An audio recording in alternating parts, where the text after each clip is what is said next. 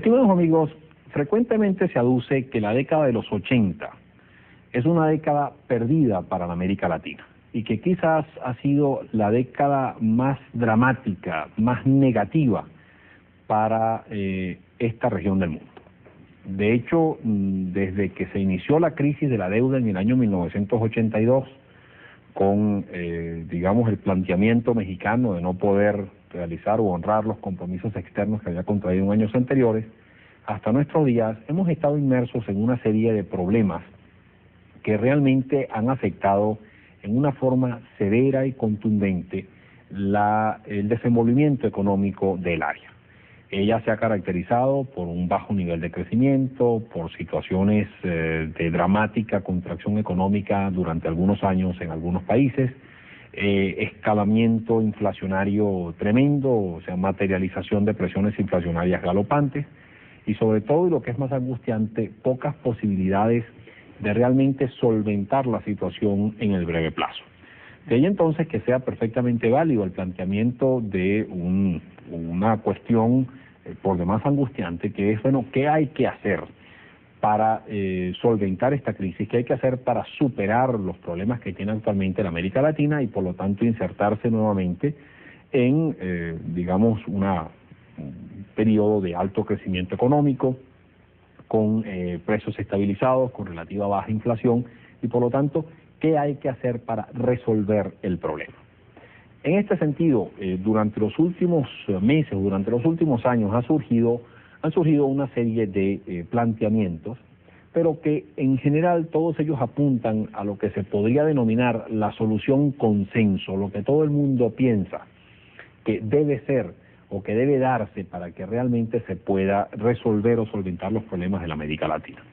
Esa, digamos, solución consenso se puede resumir en 3 puntos esenciales, que es uno, la de reducir la carga del servicio de la deuda.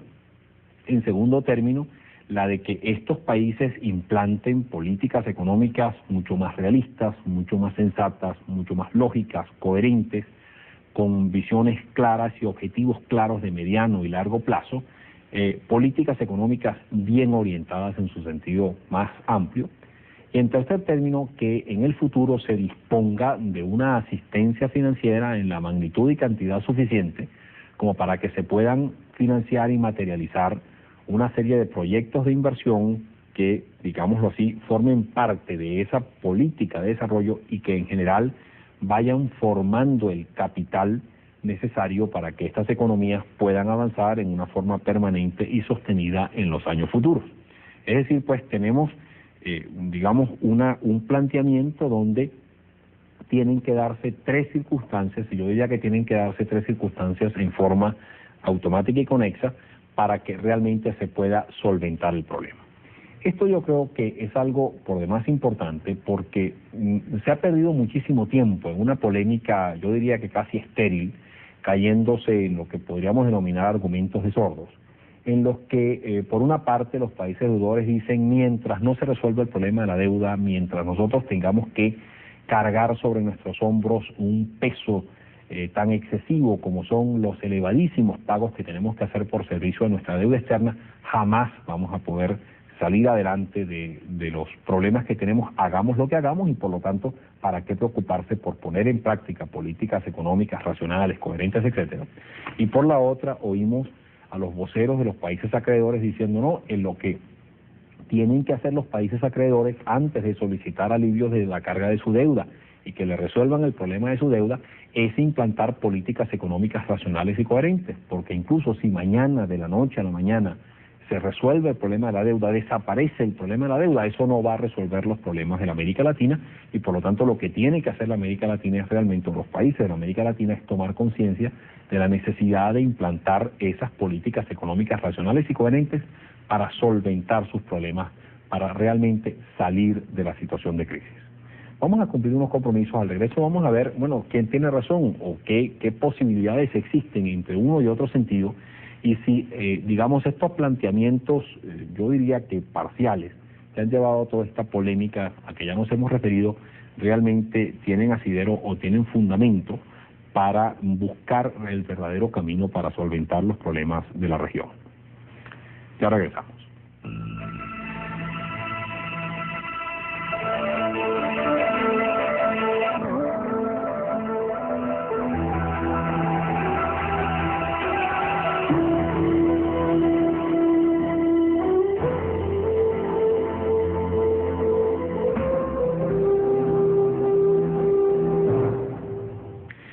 De acuerdo a estimados de las Naciones Unidas, la América Latina ha transferido a los países industrializados durante los últimos 7 años una cantidad equivalente a los 185.000 millones de dólares solamente por concepto de servicio neto de su deuda externa. Es decir, cuando nosotros comparamos lo que la América Latina ha pagado por concepto de servicio de deuda y a eso le sustraemos lo que la América Latina ha recibido de nuevos préstamos de la comunidad financiera internacional, nos damos cuenta que la América Latina, esa diferencia entre pagos y nuevos ingresos, o nuevos créditos, equivale a 185.000 millones de dólares. Y esto obviamente es una magnitud descomunalmente alta, que lleva a pensar que mientras la América Latina tenga que cargar con ese enorme peso que significa ese servicio neto de deuda externa tan sumamente elevado, pues simplemente jamás va a poder levantar cabeza, jamás va a poder aspirar a superar los graves problemas en que se encuentra inmerso y que ha sufrido durante esta última década. Quizás el ejemplo más cercano que tengamos a esta situación, digamos, desesperada o casi de círculo vicioso, fue lo que se vivió durante los años 20, después de la Primera Guerra Mundial, particularmente en el caso de Alemania, del país perdedor de la Primera Guerra Mundial, quien fue condenado a realizar elevadísimos pagos por concepto de reconstrucción, digamos, o penalización como consecuencia de la Primera Guerra Mundial, y esto condenó a esa economía simplemente a una situación de miseria que desencadenó aquello en una inflación, en una situación de hiperinflación descomunal. La gente perdió sus ahorros, nadie digamos, percibía ningún ingreso real, o el ingreso real de los alemanes estaba por los suelos, el pesimismo era tremendo, la depresión económica que fue condenada a esa economía fue tremenda o dramática, y ello obviamente generó una situación de descontento social tremendo, que fue aprovechado por un político muy sagaz, muy hábil, desequilibrado, como fue el caso de Hitler, quien simplemente planteó ante el pueblo alemán: si ustedes me apoyan, yo sacaré a Alemania de esta situación tan caótica en que se encuentra y pondré a Alemania nuevamente a ser la cabeza del mundo. Y esa fue básicamente la razón por la que surgió el nazismo en Alemania, con todas las consecuencias tan nefastas que ello trajo para el mundo en su conjunto, que desembocó pues en la Segunda Guerra Mundial. En buena medida ello se debió a la situación de caos económico que se creó dentro de esa economía como consecuencia de aquella enorme presión o carga que se impuso sobre el pueblo alemán después de la Primera Guerra Mundial. En el caso específico de América Latina, nosotros estamos viendo algo más o menos similar, no exactamente igual, pero algo similar, en el sentido de que recaen sobre nuestros hombros una situación realmente crítica por un peso enorme por concepto de servicio de nuestra deuda externa, que implica una transferencia masiva de recursos hacia los países industrializados, cuando lo que de hecho nosotros estamos es necesitados de recursos financieros que financien una serie de proyectos de formación de capital, proyectos de inversión que amplíe las posibilidades de producción y generación de riqueza en nuestras economías para poder salir adelante. Mientras se tenga una carga de semejante magnitud sobre nuestros hombros, es válido decir que las posibilidades que tiene la América Latina de salir adelante y por lo tanto de vencer la situación tan crítica en que se encuentra inmersa son realmente escasas. Sin embargo, coincido también con ese planteamiento extremo, en el otro extremo, de quienes dicen: un momento, si usted resuelve mañana por X circunstancia, porque así se decide y así se pudiera llegar a materializar, usted resuelve mañana el problema de la deuda y de la noche a la mañana los países de la América Latina se encuentran liberados de esa enorme carga financiera. Usted no va a resolver los problemas de la América Latina. La América Latina va a continuar con una serie de inconvenientes, con una serie de problemas, y si bien se les van a ver aliviado su problema, no van a resolver en su totalidad los problemas en que se encuentran inmersos y no van a poder superar per se la crisis económica en que ellos o que están padeciendo. Por lo tanto, lo que hay que hacer realmente es aplicar o implantar políticas económicas racionales, coherentes, lógicas, con objetivos muy claros en el corto, en el mediano y en el largo plazo, que realmente lleven estas economías a manejarse, a, digamos, a superar digamos, tener un comportamiento racional que realmente las saque en forma definitiva de los problemas tan graves en que se encuentran inmersos. Yo creo de nuevo que esta polémica ha llevado a todo este diálogo de sordos que les mencionaba en el segmento anterior, porque creo que la verdadera solución está o consiste en que se den una serie de circunstancias, pero en una forma integral, en una forma coherente, en una forma sincronizada, y que por lo tanto, por una parte, se permita realmente solventar el problema de la deuda, reduciendo la carga, aliviando de esa enorme carga que sobre los hombros de los países de la América Latina tiene, o tiene implícito la problemática del enorme servicio de la deuda, pero que por la otra los países de la América Latina se convenzan que tienen que implantar esas políticas económicas racionales y coherentes, que tenemos que abandonar los esquemas del pasado, del proteccionismo ultranza, simplemente porque ahora eso tiene que cambiar. El mundo en que estamos viviendo en estos momentos, la evolución que está operándose en el mundo no solamente occidental, sino en el mundo inclusive del este, en el mundo de las economías planificadas, es algo radicalmente distinto. Yo creo que en estos momentos estamos siendo testigos de una profunda revolución a nivel mundial, a nivel internacional, y la América Latina no puede estar ajena a esa revolución. Nosotros también tenemos que revolucionarnos, tenemos que cambiar en una forma radical para precisamente estar en condiciones, prepararnos para tener una presencia activa en ese nuevo mundo que se está gestando. Estamos hablando de una Europa totalmente unificada en el año 1992, estamos hablando de un eje económico de enorme importancia como es el de los Estados Unidos y Canadá, del cual México ahora también está a través de los acuerdos bilaterales con los Estados Unidos tratando de integrarse. Estamos viendo también los movimientos de integración que están surgiendo entre los Estados Unidos como principal mercado del mundo occidental con las economías asiáticas, las economías tradicionalmente importantes, digamos, del Asia, como Japón, y los nuevos países industrializados de esa región del mundo, como son Corea, Taiwán y estas nuevas economías industrializadas. Y finalmente también estamos viendo un cambio radical y profundo en el mundo del este, en el mundo de las economías planificadas, a través de un vuelco hacia una economía mucho más abierta, mucho más liberal, con mucho mayor participación de la actividad privada, con sistemas políticos mucho más liberales y mucho más democráticos en las economías de la Europa del Este. Y todo esto obviamente va a significar un mundo muy distinto en muy breve plazo. Yo creo y estoy convencido que la década de los 90 será una década revolucionaria en lo que va a ser el mundo que vamos a vivir en esos años, y por lo tanto la América Latina tiene que prepararse para ello. Y una de las cosas que tenemos que hacer es precisamente implantar esas políticas económicas mucho más racionales, mucho más lógicas, mucho más coherentes, con objetivos muy claros, que todas ellas, digamos, se puedan aplicar en una forma sincronizada a través de políticas económicas racionales y muy bien entrelazadas y planificadas entre sí, con el objetivo de crecer hacia afuera, con el objetivo de prepararnos, por ejemplo, para estar presentes en ese nuevo mundo. Una de las cosas, por ejemplo, que yo siempre he dicho es que en estas nuevas, en estas nuevas conversaciones por adentrarnos en la integración, nuevamente en la integración de la América Latina, yo creo que esa integración de la América Latina no puede visualizarse, no puede verse como el primer intento de integración económica de la América Latina, que era: vamos a unir nuestros pequeños mercados para formar un gran mercado, y entonces que entre nosotros comercialicemos nuestros productos, nuestros servicios, y prácticamente pues dejemos de depender de los mercados, de los otros mercados a nivel internacional. Yo creo que esa fue una experiencia importante, interesante, que había que pasar, pero que fue fallida, que simplemente dio muy pocos resultados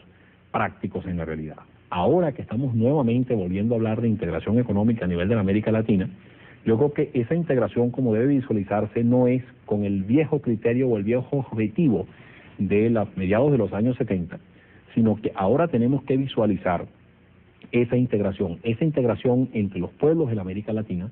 como un mecanismo necesario para permitir el libre flujo de las materias primas, de los bienes que producimos entre nosotros, pero ya con una finalidad distinta, que es precisamente crear las condiciones propicias para que los capitales de la región combinados con los capitales internacionales, con la inversión extranjera, con los grandes capitales existentes en otras áreas del mundo, realmente se permitan integrar localmente para formar grandes centros de producción donde se puedan obtener ventajas por economías de escala, de menores costos de producción, que se puedan producir productos de alta calidad y que a la vez sean competitivos en los grandes mercados o grandes bloques de mercados internacionales que actualmente se están creando. Solamente así, pues, permitiendo la creación de esos enormes centros de producción multinacionales, tanto regionales como con participación del capital extranjero, que nos permitan el acceso a esos grandes bloques de mercado, realmente tengamos la capacidad de adentrarnos en una nueva realidad económica dentro de la América Latina como un todo, como una región, y que nos permita realmente estar presentes en una forma eficiente y en una forma efectiva en ese nuevo mundo que se está gestando en este momento. Vamos a cumplir unos compromisos. Al regreso vamos a ver, bueno, vamos a retornar, digámoslo así, a esa solución básica para vencer la crisis. En este momento estamos inmersos en una crisis y no podemos pretender, digámoslo así, aspirar en el corto plazo a un crecimiento sostenido con unos precios estables o con una inflación estabilizada en bajos niveles, porque primero tenemos que resolver la gran crisis en que estamos inmersos. ¿Qué posibilidades hay de que realmente nosotros podamos solventar o resolver estos factores críticos en que actualmente nos encontramos inmersos, y que una vez superada esa crisis, una vez extraído ese tumor cancerígeno que actualmente nos está consumiendo, realmente qué posibilidades tenemos de que a través de la implantación de esas políticas económicas racionales podamos realmente aspirar a una vida mejor en una forma sostenida y estable en el futuro? Ya regresamos.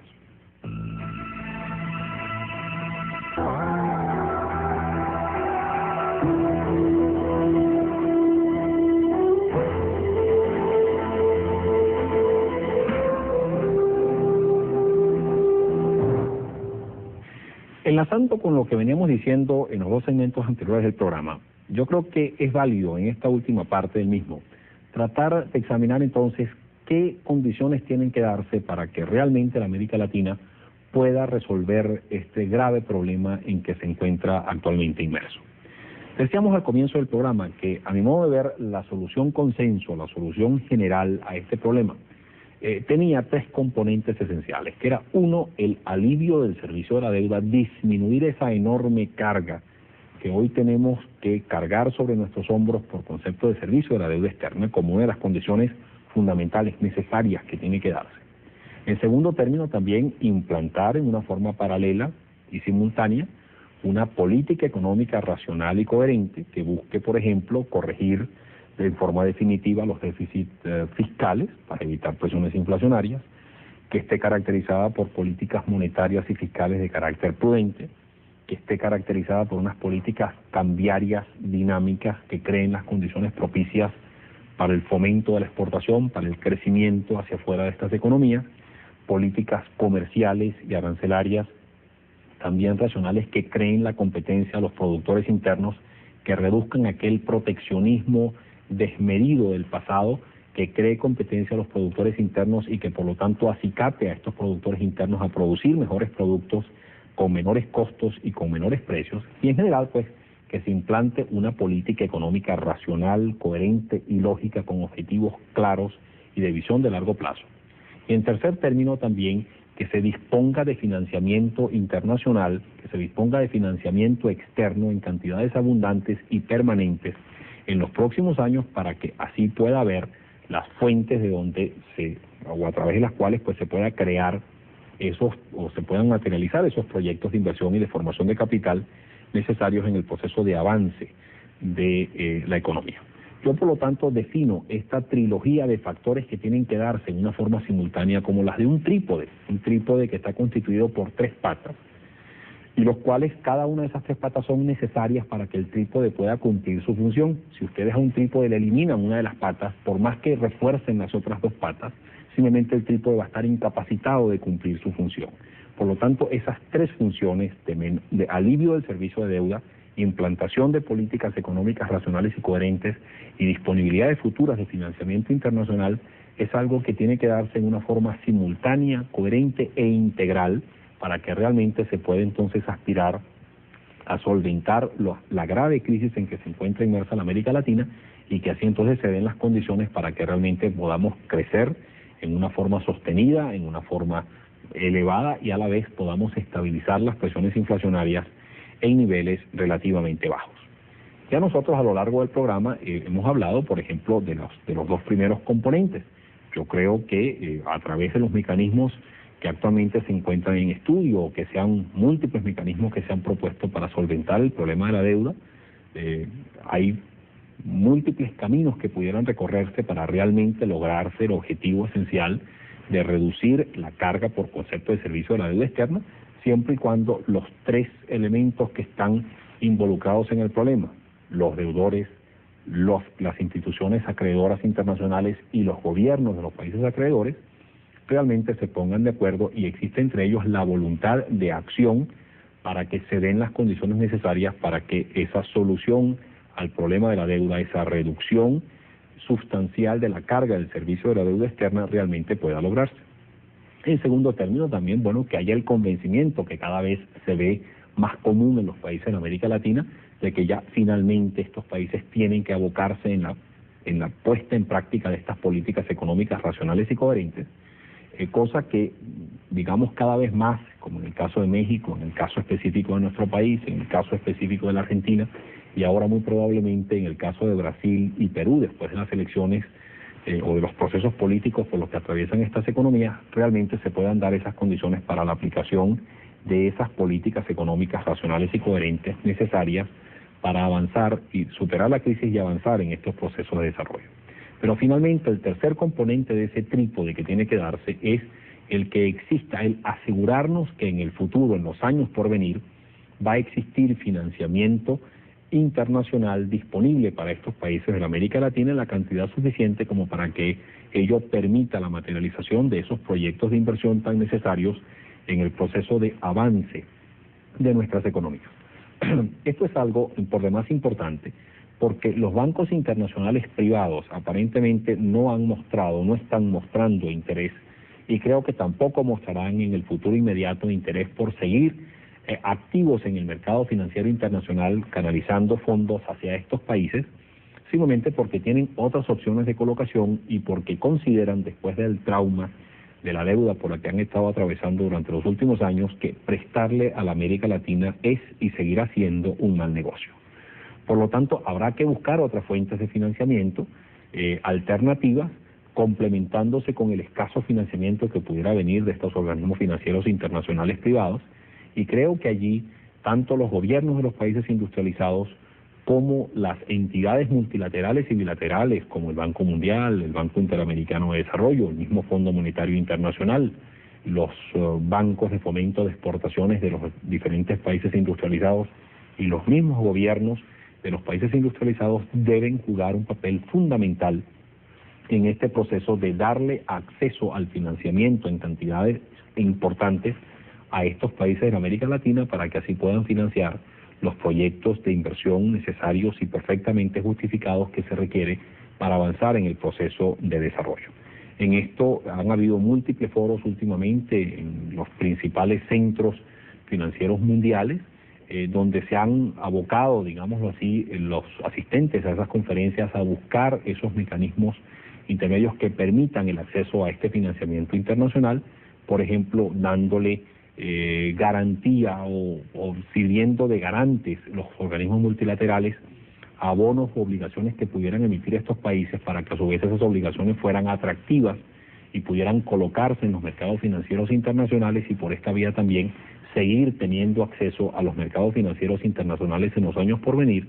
para de esta forma captar los recursos que vamos a requerir para poder avanzar en el proceso de desarrollo.